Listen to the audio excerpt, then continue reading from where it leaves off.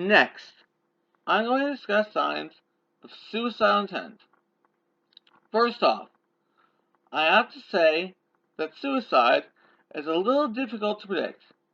Contrary to popular belief, suicidal tendencies aren't caused by any one thing. It builds up. A kid who's bullied in school on the first day won't necessarily commit suicide from that alone. It is a predisposition to commit suicide. If the kid will commit suicide, it comes a build-up. It's not instant action. Sometimes a suicidal person doesn't show any outward signs. A big sign is speech.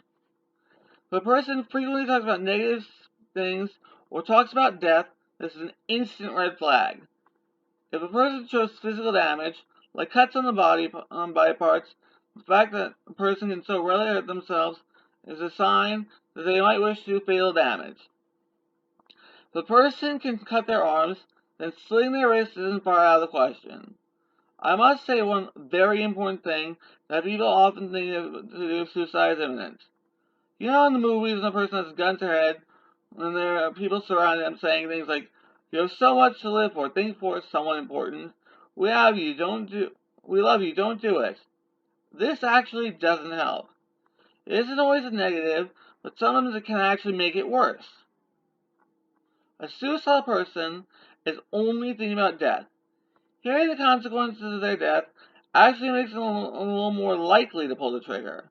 Also, I like to point out that sometimes a person who looks like they're having a perfect life can, oddly enough, be masking suicidal tendencies.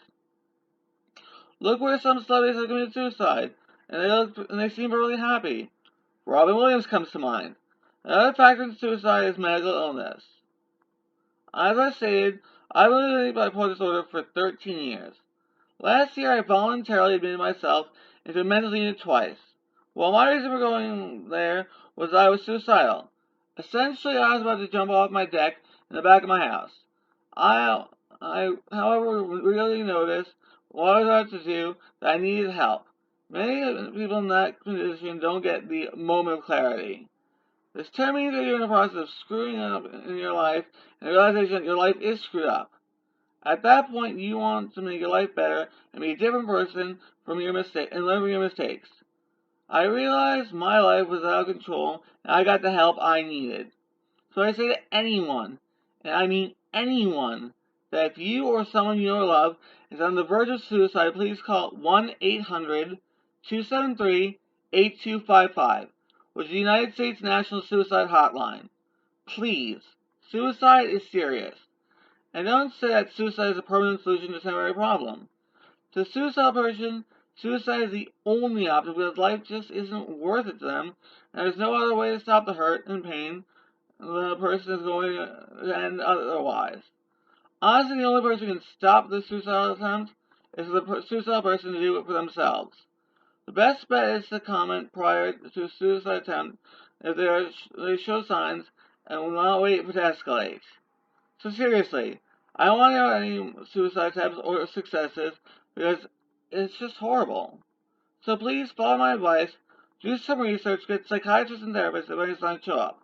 I constantly, knowing that there are people right now attempting suicide, and I know what they're feeling, or even what you and your loved ones are feeling. I'm not going to say the back down words, because I know they won't do anything for them. I just hope I've reached someone watching my show.